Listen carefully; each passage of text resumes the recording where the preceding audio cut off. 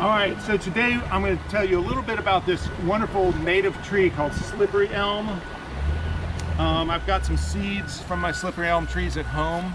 It is a great medicinal and edible tree. Slippery elm has, under the bark, it has a starchy cambium, that's the live part of the plant, that has a lot of nutrients in it and carbohydrates.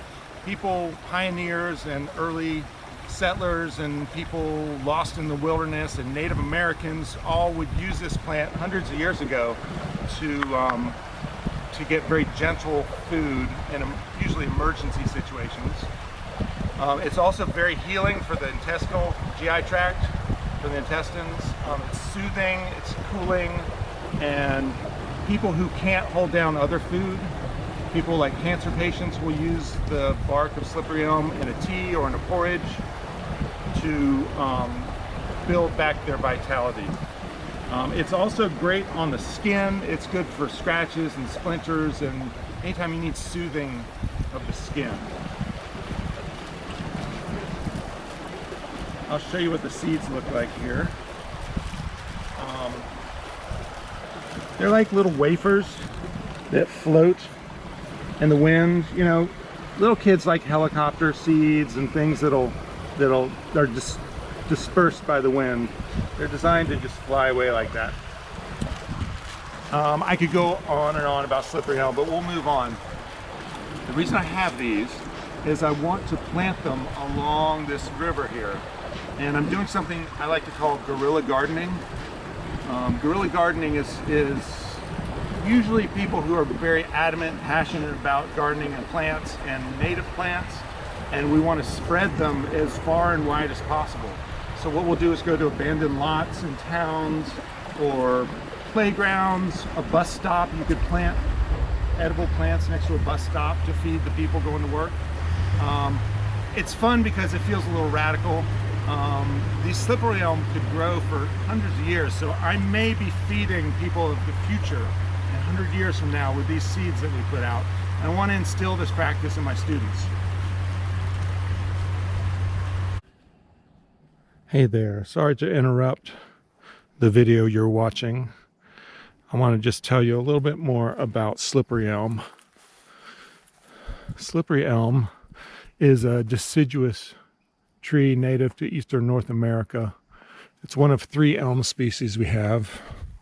The American elm, which people will tell you is rare, endangered, possibly wiped out by Dutch elm disease, but I find it frequently in rich areas, moist woodlands.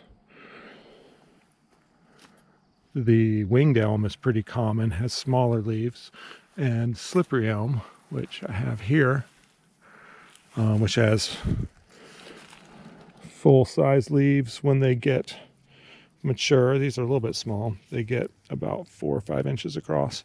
One thing about elm leaves, they're simple leaves. They're not compound. They just have one blade. They do have a margin that has teeth on it, which you can see here. Teeth on the edge of the leaf. What's interesting about elm leaves is that they're asymmetrical. The base where it attaches to the twig is not symmetrical. One side's sort of held tight to the stem, and the other side has a larger lobe to it, as you can see here. The American elm does that as well, and the winged elm a little bit.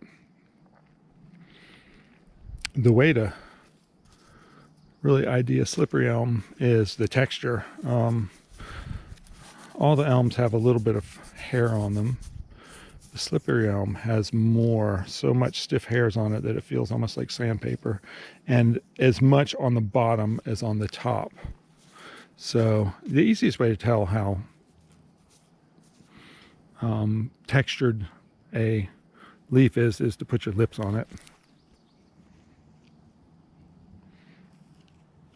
Your lips are much more sensitive than your fingers, and you can feel exactly how rough that underside is. If it's extremely rough as sandpaper, then it's probably slippery elm. And they get a bit larger than this, but they are asymmetrical at the base. that's it for slippery elm. Now back to your other programming. The last thing I want to talk about is disturbance ecology. If you'll pan over here, you can see all that red clay. This is our construction site for our school. They've bulldozed it up, and there's just a bare ground. The ground has been, it's like when we get a scrape on our skin, it's raw and it needs to heal. The ground is the same way. When you scrape off the grass and the trees and everything, there's a wound there that needs to heal over. We tend to think this is a terrible thing that humans do, but it's actually something that nature does all the time, with fires, with landslides, glaciers, floods, insect outbreaks. Nature is constantly disturbing the landscape and creating openings, opportunities for seeds and other plants to get in. So it's part of this whole natural cycle, and I especially want to help this land heal after the bulldozers come through. So I'm going to do a little guerrilla gardening here and plant some slippery elm seeds for future students and possibly for future generations. The last thing I have to say is this is not necessarily something you should do at home. I'm going to jump over the fence, which is not safe, and it's a construction site, so do not do this at home, okay? This is just a little weird thing that Mr. Mayor likes to do. Follow me.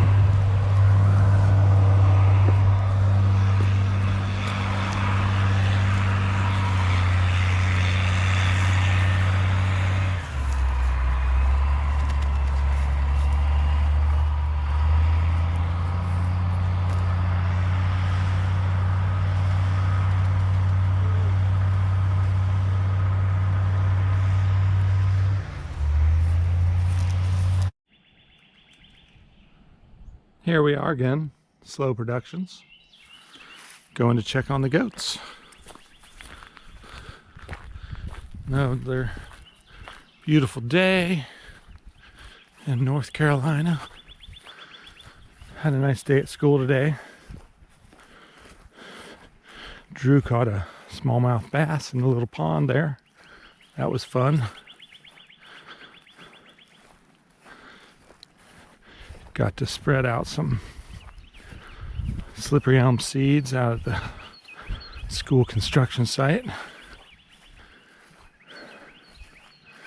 Where are those goats? They're in there somewhere. Look at all this honeysuckle here growing up on the cedar trees. Here comes Maisie. Come on, girl.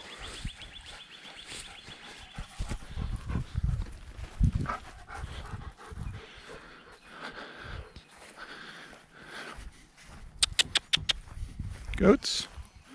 What? You're not supposed to be inside there. You are still pregnant. Yeah. What are you doing inside the chicken trailer? Making a bed, probably.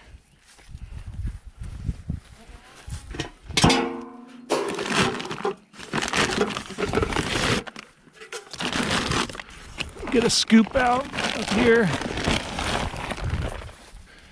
There you go, ladies. Enjoy.